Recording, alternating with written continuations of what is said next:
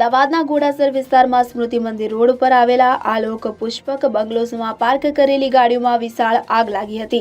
વહેલી સવારે આગ લાગતા સ્થાનિક જાગી ગયા હતા। આગને પગલે લોકોમાં ભાગદોડ મચી જવા પામી હતી। આ અંગેની ફાયર બ્રિગેડ પાસેથી માહિતી મળ્યા મુજબ શહેરના ઘોડાસર વિસ્તારમાં આલોક પુષ્પક બંગલોઝમાં વહેલી સવારે 5 વાગ્યાની આસપાસ એક ગાડીમાં આગ લાગ્યાને મેસેજ મળ્યો હતો, જેથી ફાયર બ્રિગેડની 2 ગાડીઓ તાત્કાલિક રવાના કરવામાં આવી હતી। આલોક પુષ્પક બંગલોઝની ગલીમાં પાર્ક કરેલી ગાડીમાં આગ લાગી હતી કે જે આગ વધતા અન્ય 3 ગાડીઓ પણ આગની ઝપેટમાં આવી ગઈ હતી। ફાયર બ્રિગેડના જવાનો દ્વારા તાત્કાલિક પાણીનો મારો ચલાવી આગને કાબૂમાં લેવામાં આવી હતી। ફાયર બ્રિગેડની ટીમ પહોંચી તે પહેલા જ આગે વિકરાળ સ્વરૂપ ધારણ કરી લીધું હતું।